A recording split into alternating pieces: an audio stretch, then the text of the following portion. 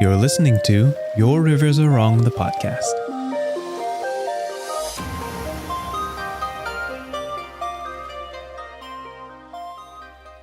Good morning, everyone, or afternoon. In fact, afternoon for me, perhaps still morning for you, Dante. We're trans time zone in this podcast. Welcome back to Your Rivers Are Wrong. I am one of your hosts. My name is Merle. And I'm the other host, and my name is Dante. Yeah. And in this podcast, we talk about the wonderful whimsies of world building, the arts and aesthetics of setting up a setting, and telling stories born from it. That's right. It's such a good sentence. We're keeping it. We're holding on to it. That's good. What episode are we on? I literally forgot. Is it 45? This is 46. 46? Oh my Lord. We're going fast. Our last episode was fan prompts. If you haven't checked out the fan prompts episode, absolutely go back to 45 and check that out. It was fun. It was crazy. It was wild. Yes. Agree to all of it. And since we sort of record episodes a week or two in advance now, we're trying to be responsible and all that. Yeah. The numbers kind of get lost in this big jumble of recording and editing. What's the word? Casserole, so to speak. Yeah. Yeah, we're organized in our file naming, but not in our brains, is what happens here. In my brain. Let's stay personal here. Sure. How's your day, Dante? It's going. Today I actually have the day off. I've decided to take a mental health day because I've realized, as I tend to do, I have a habit of overcommitting myself to a lot of projects and then only realizing later how many projects there are.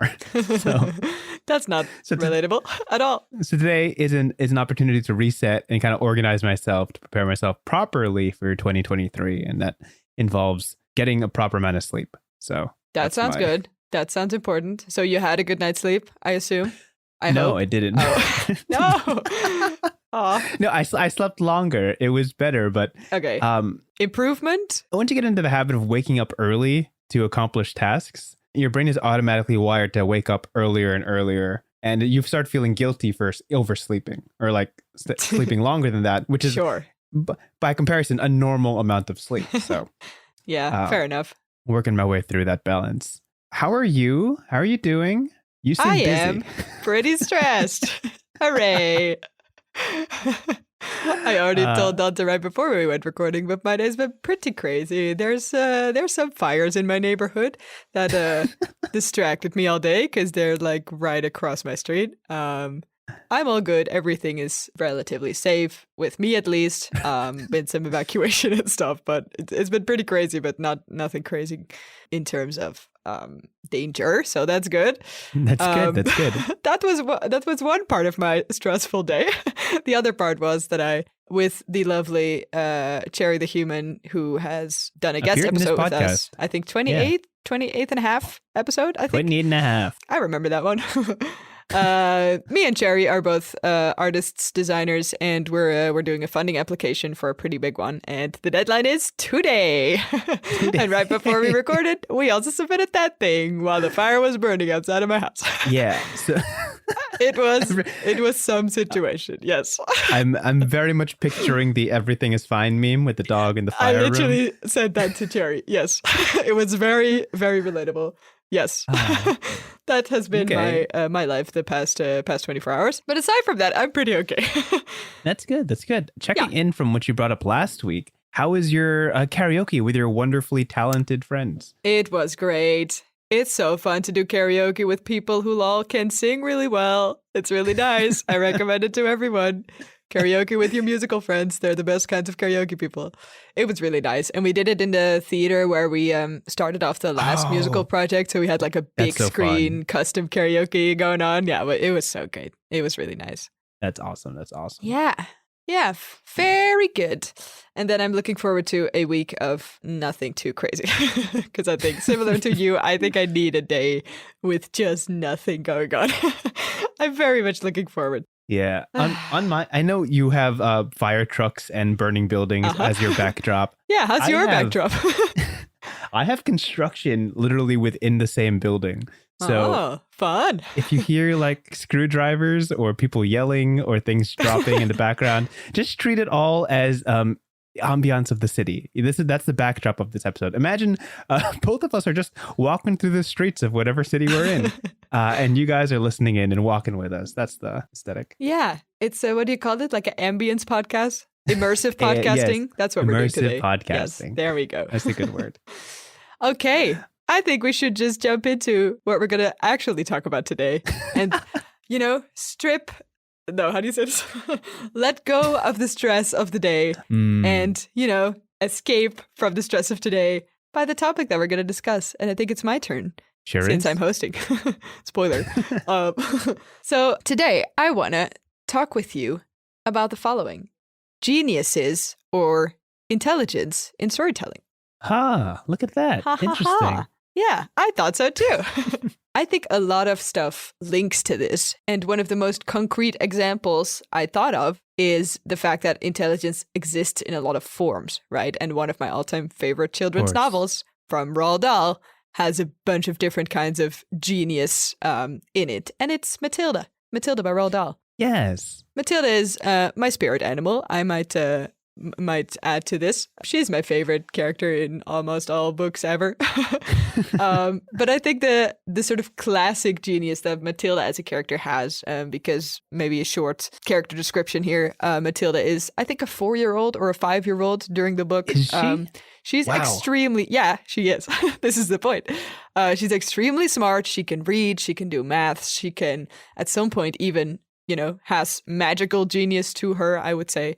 You should all read this book. It's amazing. There's also a musical version of it on Netflix right now, written or composed by the wonderful lyricist and musician Tim Minchin, who is also my favorite human in the world. Go watch it. It's amazing. Fantastic. But to just, start off the theme of genius characters. Yeah, I just wanted to talk a little bit about it, I guess. Yeah, fantastic. I think the most interesting part about the Matilda example is that I thought at first Matilda is the sort of classic genius here in the storytelling, right? But I remembered one quote from the book that I have to look up because it's a good one, actually said by Matilda to her primary school friend. And she talks about the way that Miss Trunchbull, who is the sort of evil headmistress of the school in the story, she talks a little bit about the methodology, I guess, that Trunchbull uses. And Matilda says the following to her friend, quote, "Never do anything by halves if you want to get away with it. Be outrageous, go all the way, make sure everything you do is so completely crazy that it's unbelievable," unquote.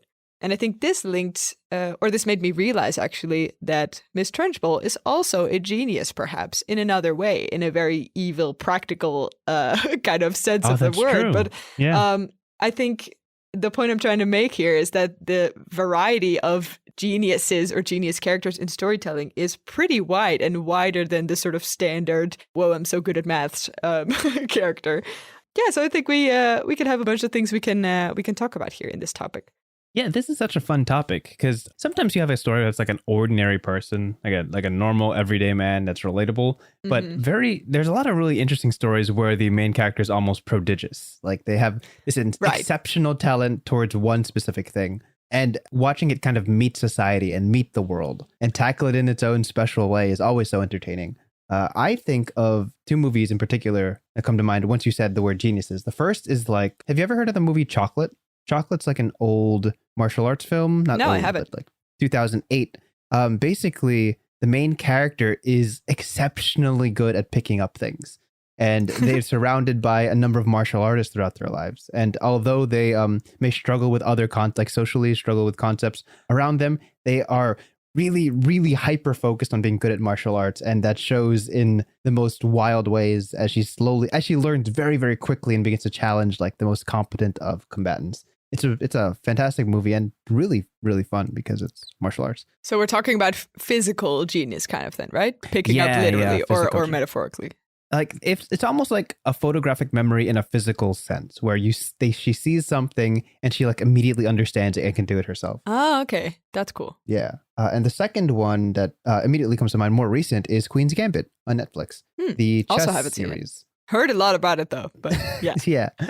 Main character, Beth Harmon, is a chess prodigy. And when she's introduced to the game, the way her mind works, she can visualize moves well in advance and challenges the upper echelons of chess and society as a whole, which is crazy because you usually, if you're really, at least in storytelling, if you're really good at one thing, like really, really good at one thing, everything else kind of suffers. And you have like this hyper focus on one specialty, and the rest of your life is a bit faltering. And how watching them find that balance is often very interesting.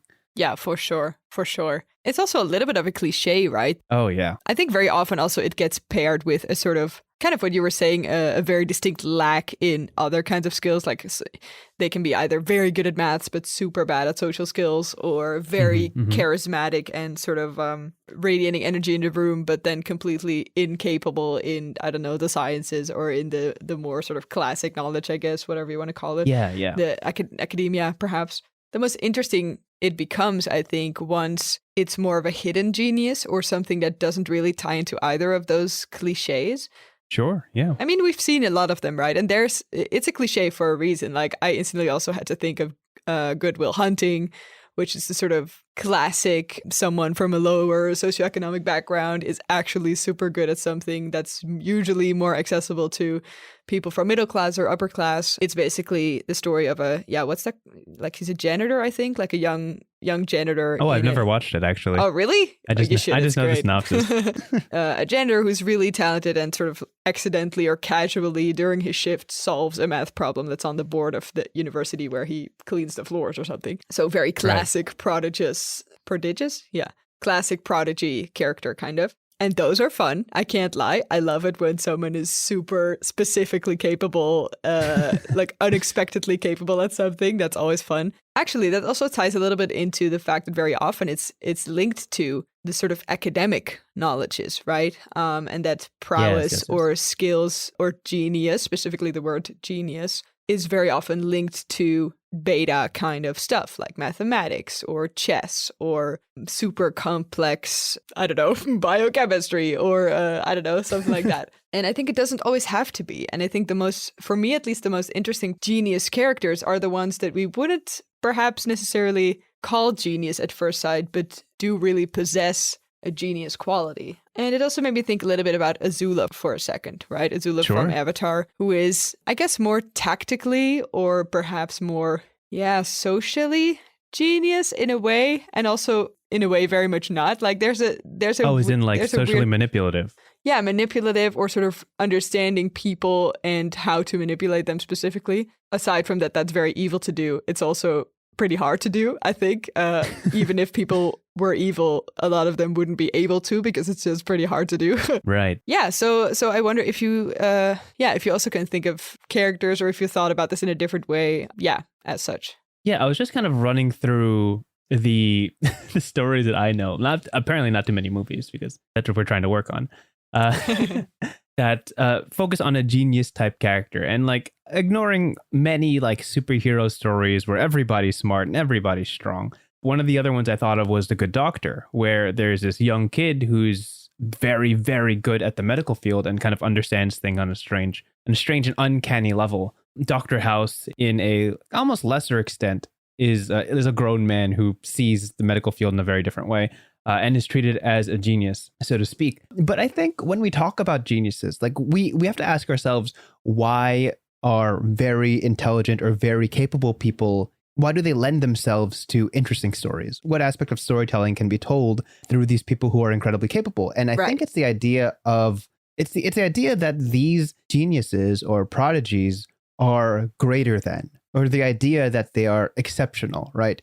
They are separate from the norm. They're away from the major curve, kind of an outlier in terms of capabilities and society, so to speak. These people are lauded. They're celebrated. They're uplifted to great heights and put on pedestals. So you have to understand how that twists the perception of the character. Do they take this in stride? Do they stay humble about it? Do they try to keep it to themselves to avoid attention? Or do they use it to their advantage and kind of build this fame and acclaim based on their exceptional ability? Very introvert-extrovert outlook. Mm-hmm. And there is also that societal aspect of stigma. When someone is deeply exceptional at something, they can be hated, they can be reviled, they can feed to envy and jealousy from other people. And this attention that they get for being so exceptional might be a bane to the rest of their life. They might have to adopt more reclusive demeanors or change how they present themselves to the people around them, just so they aren't viewed as too haughty or too proud or too boastful, right? It's very much how this affects the specific character and how them just being around affects society as a whole. Those are two really key things in addressing why these characters are so interesting in the scope of a story, you know? Yeah, I think you linked on a few super interesting things there. The first thing being the fact that being exceptional is sort of intrinsically isolating, right? Because the point that's a great way to put it. The point of being an exception is that you're the only one, or at least one of very few, very different from the norm. And on one hand, that gives you this status, I guess, of being a genius, of being a prodigy, of being, much higher up than others. And on the other hand, that means you're in your own category. So you have no one else to share your category with. So I think in terms of character development, if we link to that theme a little bit, isolation or being lonely or being misunderstood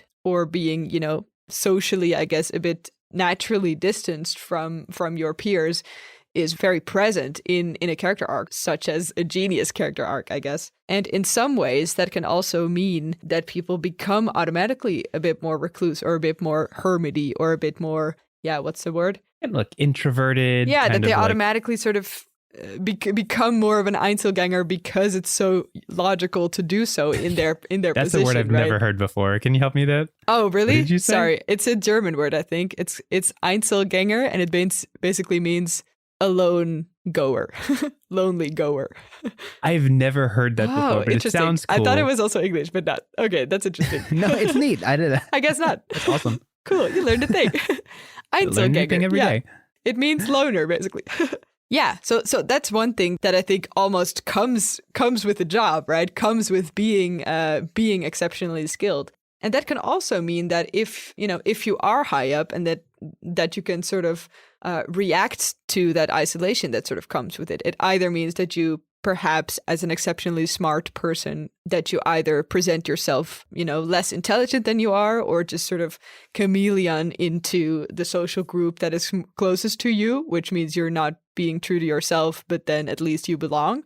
Right. And on the other hand, you have where you absolutely develop your genius in a sort of a natural way, which means that you are much smarter and also present yourself as much smarter than most of your peers. And as a result, end up more isolated than others. And both of those things have influence. And I think a second thing that I found interesting about what you were talking about is specifically the idea of a prodigy, right? I guess being a genius might not be necessarily synonymous to being a prodigy, because being a prodigy really has to do with age, right? It's sort of the idea that wisdom doesn't come with age, but that you already possess it somehow. You sort of found a loophole somehow in life. You had the genes for wisdom at a young age in any kind of way, right? Either in skills or in, knowledge or in any kind of stuff. Exactly. And that doesn't link at all to their, physical growth. It doesn't link to their social status. It doesn't link to, all those, perhaps their position in the family, all that stuff. And it reminded me of one quote that I think is nice to share here, that I think was said by Keyleth in one or the other kind of one shot or something. And she says, sometimes it's hard being a prodigy because then you just grow up to be a regular adult. And I found it very, very interesting and sort of depressing, but but very true, and very much linking to this topic as well. Yeah, of course. Keyleth, of course, being a character from Critical Role, a D&D actual play series. Yeah, right. The concept of a prodigy in this society, or in most societies, comes with the burden of responsibility, with great power, yada, yada. People, once they recognize your capabilities, give upon you expectations, right? Since you have this immense talent, you must amount to something, right? There's like a mandatory requirement that you have to become somebody. You must achieve. So by nature, by just people's understanding of you, geniuses are not permitted to have a normal life. It's not an acceptable thing to simply be good at something and not make something of it. With capability comes like the idea that you must contribute to the world since you have this great gift. As if not doing anything with it would be a waste, would be a cumulative waste of a talent. Yeah, and there's so much to waste because you have so much. Yeah, and there's shame that comes with not utilizing it to its fullest potential because others theoretically would achieve great things with that same opportunity. Mm-hmm. It also kind of ties into the idea of celebrity, so to speak. when people become extra famous for their talent, for their acting, for their singing, yada yada, suddenly people hold you in this great adoration, this great almost idolatry. You're held to these extreme standards of a premier person, like the upper echelon of human species, and with that comes the expectation that you must be perfect. And people who are quote unquote regular, who don't have those immense talents, have the boon of living an ordinary life where these expectations don't weigh so heavily. But once you, from a storytelling standpoint, if you have this immense talent, if a character is immensely capable, it seems wasteful to not use that to either progress the story or become this person who can achieve and be useful, to be used for others' advantage, so to speak. That's the burden of genius. Loki almost ironically in the Marvel series says, I am burdened with glorious purpose. That to understand that you have this great power that must be used, not can be used. And that in itself is quite the tumult in one's heart or one's self-being or self-worth. For sure. And then you can even, if we dive really deep into this, you can even go more detailed about it and say, okay, in storytelling, there's even different kinds of geniuses in terms of whether we know they're the only one, right? So in Good Will Hunting, for instance, we just follow the what's the English word? Janitor. Sure. Janitor, I think. Well, confusing. So in Good Will Hunting, we just follow the main janitor character, finding out that he has a great skill that he wasn't aware of, right? And his immediate surroundings replying to it, their reaction, etc., etc. But there's also other stories, for instance, superhero movies, or perhaps fantasy chosen one kind of tropes, right? Where we know they're the only one in the entire universe that is able to do this, or is allowed to do this, or is capable of doing it, right? And that's perhaps a different burden. And maybe there's also changes in the way a character can, feel that burden or experience that burden. Because if you just are in your immediate surroundings exceptionally skilled, you are unaware whether the world depends on you or not. Maybe it does, but then if you don't know, the burden, right, the feeling of the burden, I guess, changes accordingly. Yeah. So there's a lot to think about, I think, when making a genius, when making a prodigious character. And I also think it's interesting that it doesn't really talk about morals at all. It's just about a level of skill, right? That's the only, in any kind of way, either intelligence or academia, I guess, or physical skills. As you said, you can be a genius martial artist. You can be a genius, regular artist. You could be, regular artist. That sounds kind of weird now. A genius regular artist. Yeah. Okay. That's confusing. Yeah. Where was I going? These genius stories are often boiled down to a story of self-worth, I think. To a, who are you? What do you want to become? You have this incredible opportunity, but does that pave your path, right? Like, just because you have this, does that mean that is your destiny, to utilize this to its fullest potential? We saw the dichotomy of this when you mentioned Chosen One. Obviously, since we pulled the Avatar card, we can stay in there.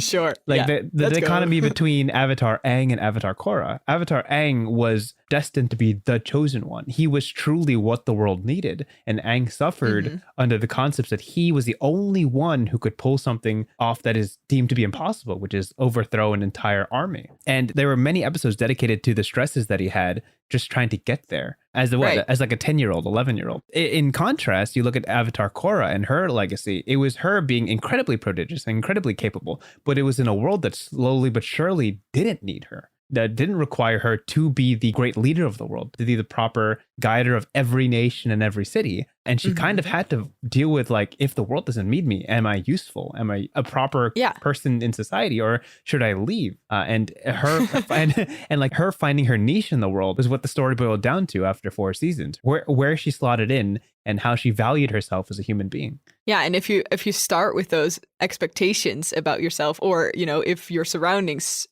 begin with expecting a lot of you, and then slowly realize that either that's not the case, or it's irrelevant anymore, right, or you don't live up to the expectation, right? That's almost like a reverse path of growth that you're somehow forced to take now, because you start off so high on the scale, basically, right? And also, if you're starting with 100%, the only way to go is basically down. So the character growth suddenly is present in very different facets of a of a character. Yeah. Yeah. We've been talking about storytelling here and there, like in concept, but this is very applicable to life. When you grow up with some sort of talent, some sort of capability, and these great expectations of who you're supposed to be as you step into adulthood, if you weigh too heavily of your self-worth onto this one talent or one thing you're recognized for, you start to have these great pendulum swings of your self-worth, depending on how well you can translate that into being a proper grown-up in society. Sure, yeah. And once you can even out that like you are a more rounded person than what you can contribute,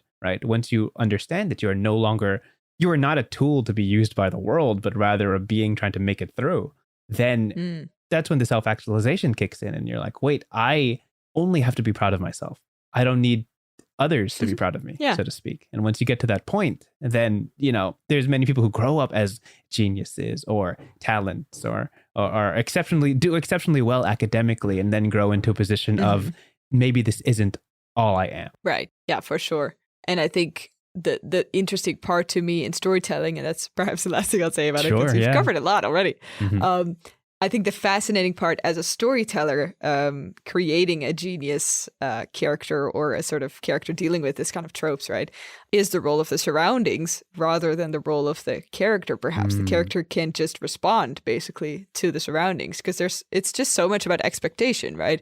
So if your surroundings see you as a certain character, as a certain skill level, almost as someone that can do what they can't. Yeah, there's such a sort of tension in the air already by just being who you are, apparently, then, right? You start off with such tension in your story, with such either demands or people looking up to you or people being jealous of you or being in the spotlight, basically. And I think, the reverse, the sort of finding yourself outside of the spotlight or just finding yourself within the spotlight, perhaps, is a very interesting part of this. Yeah, of that storytelling, basically. Yeah. Wow. That's true. That was great. Yeah. I like that topic. Thank you for that. Lovely. You're welcome.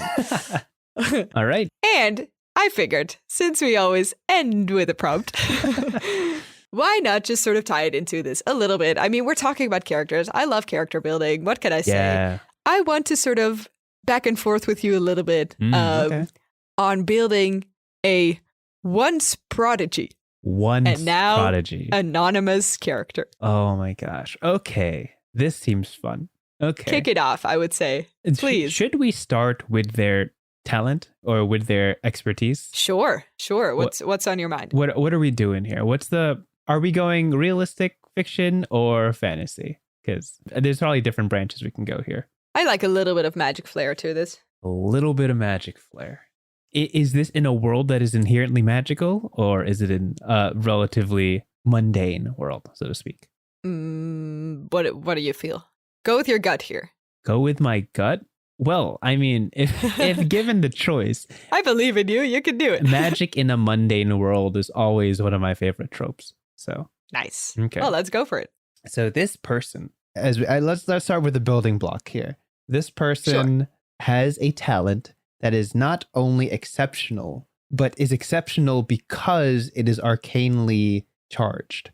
They have a talent that cannot be achieved via non-magical means. That's what we're going for here. Okay. What does that mean?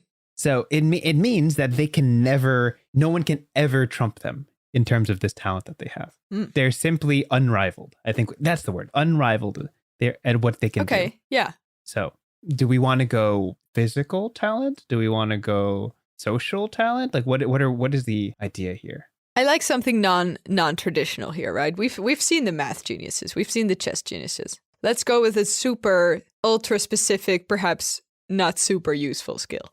Not super useful? Oh, we're talking about a flash in the pan kind of genius. Okay. Well, how useless are we going? Because I can think of a couple. Do the first one that comes to mind. The first one that you're thinking of something. The first one that came to mind, someone who can boil water with their hands. Oh, let's go. Yes, I'm all for it. It's amazing. Yeah, but I'm afraid this will come down into a superhero story. I don't want that. I don't want it to be that sort of plotline. I want this to be a guy who properly tries to integrate with a mundane society with his boiling hands. Sure. Okay. We can start with origin story. How did he learn about his exceptional talent? It have to have been like in a pool, right? public pool, having fun with his Yeah. family, and the water just gets really, really hot. What if there's like bubbles in the water and people think that he's like farting, but he's just like accidentally boiling the water a little Yeah. bit? And he's getting upset and he's getting frustrated and he starts It's like, I'm not farting. What do you mean? I don't get it. this guy's like a 5-year-old in his swim trunks. And Yeah. his giant Yeah, floaty. yeah, for sure. Yeah, everybody steps out of the pool. It's getting too hot. They think it's a malfunction, but they realize it's truly just this kid. So can the kid also, is he immune to boiling water, getting burned by his own talent, or no? No, he's not. No. Okay, so Yeah. this is highly impractical. Nice. No, because being immune to boiling water would be a secondary power. He has one power, and that's boiling Okay, water. yeah, excuse me. Yeah. Only singular skilled geniuses here. Okay, Yes. so I feel like this immediately gets picked up by a news anchor, right? This is one of those things where Sure, it's like, yeah. kid can boil water, you know? We thought he'd fart, but it's actually a superhero skill. There's the very quick pitch of the title Hot Kid, and they immediately scrap it because it's a bad idea. Terrible idea. So they Yep. just call him like Yes. Hot Hands. Sure. Hot-handed kid. Hands the Wonder Kid. Red-handed kid. Red-handed kid. Yes, I love it. And he is brought to the local newspaper. Then he's put on whatever. What's the most popular news channel in your region? For us, it's like ABC. For us, it's like Fox sure. News. He's put on that. They bring out a tank with goldfish. Oh, no. And they're like, heat it up. And he Prove does. it, kid. He does. The water starts to bubble. The fish get all frustrated, and he pulls out his hands as not to hurt them. And everyone's laughing and cheering. They're like, "Wow, look at him! He's like a human toaster," you know? He instantly becomes a meme, right? Yeah, It's gotta be. just right away. He's like the apparently kid. Did you see this meme? Where this kid's Apparently kid? like, No. okay, sorry, side note, but No, you're good. there's this one like he's a little bit chubby and he just went to like a roller coaster or something, and he just learned the word apparently. Oh, and he then used the it news all the anchor time? is close, and then he's just keeps saying, and then apparently we were spinning around, and apparently we were going super fast. I'll send it to you later. It's Okay, great. sure. You should look it up. Sorry, continue. But yes, he's thrust into the limelight, and immediately there's like conspiracy articles online. Are there aliens among us? Do superheroes exist? Yep. And he just can't live a normal life anymore. People at his school, as he's growing up in the middle school, start thinking he's dangerous. Obviously, he can't join certain sports. Yeah. Can this be controlled? So Does does it need to he- be watched? Things like that. Did he find use for it already or no? Or is this just sort of a thing he accidentally does or casually learned of? Or is this already something that people want to make use of or he himself wants to make use of? I think there's definitely people like scientists who want to reach out to him to be like, hey, we want to conduct some experiments. We believe you are, in fact, an infinite source of energy. And we'd like to see if that can be like utilized to benefit your community. Your little town can be incredibly rich if they simply cannot run out of electricity. And we'd Imagine the possibilities, imagine kid. like you'll become famous. Your family will live in a big house and you'll have all the toys you want. And you know he's easily swayed, and his parents are not. You're very special. Yeah. Yeah, I hate that. Get into my car. I hate all that. Yeah, and his parents are not good role models, and they're like, yes, money, of course, please. Oh, what's this kid's name? Should we name him? Richard. Richard. Richie, yeah, come along. Yeah, of course, Richie. Let's go do this. And then he's brought into a bunch of labs, a bunch of facilities, and do a lot of tests on him. And he loses on like multiple years of his life. He stops going to school. He's like home. Oh, yeah. He gets all these tutors that teach him, and meanwhile he lives in this space, and word gets around that he is becoming incredibly dangerous. So he's not allowed to interact with society anymore. He's not allowed to go out Interesting. because something goes wrong. There's like a malfunction in one of the tests. And So things, he's part of conspiracy kind of now, right? yeah. He's a government secret suddenly. Yeah. Somehow. Some machine blows up for some odd reason, and he definitely knows it wasn't him. And then, Richard gets blamed. yeah, and everybody frames Who gets him the blame as, for everything ever? Richard. as the cause. He's immediately blamed. The scientists have to keep him in isolation because we can't bring you back into the world because we don't know what will happen. Your powers are getting too strong. We gotta for the betterment of the community, you gotta stay with us. And while you're here, hey, let's run a couple more tests. For the greater good. Mhm, Yes. mhm. Ugh, gross. This story gets even worse. Just you wait.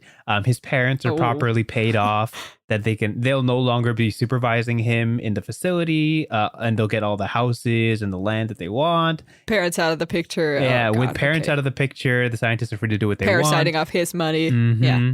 And as he grows up, he's conditioned to believe that he is a boon to the world.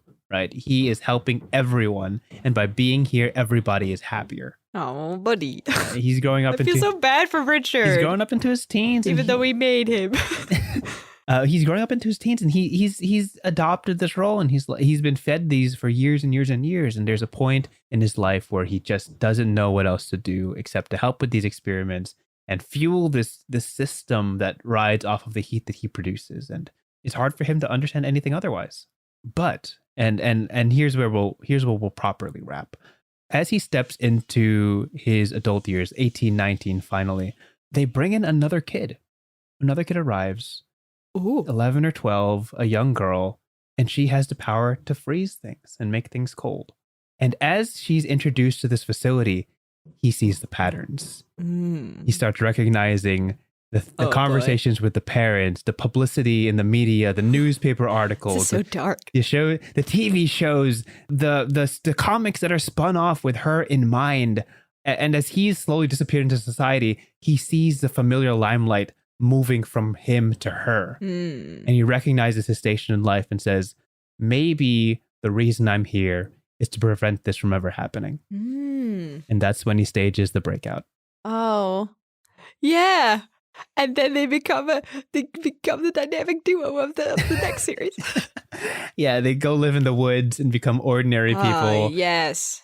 They cancel each other out in the most perfect way. Yeah, I imagine this is like a brother-sister dynamic. They're just chilling somewhere else. Yeah, for sure. Having their own lives away from society. And then years and years and years pass, and then some random like traveler, stranger comes across them and doesn't know they're like super world famous and like on the run forever and also basically superheroes. Yeah, I love it. Wait, you're Hot Hands and Little Frosty. I remember you.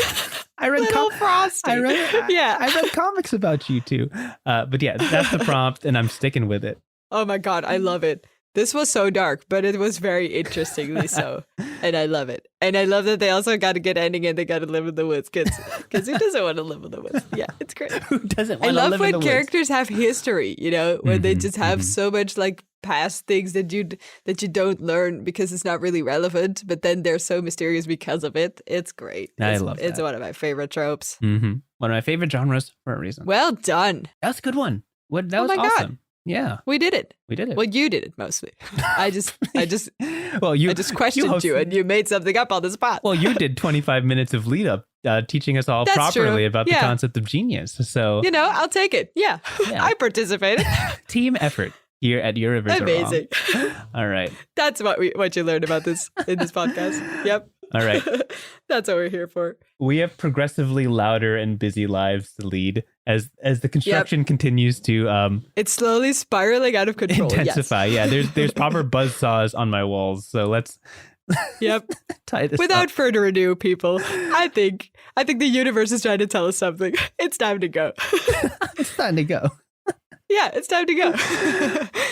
Okay. You can find us at yourriversarewrong@gmail.com if you have any questions, if you have amazing, beautiful ideas for prompts, because we're doing another prompt episode very soon, and hopefully in the coming seasons as well, because they're just so fun, and you're so good at thinking about prompts, and we want to make use of it.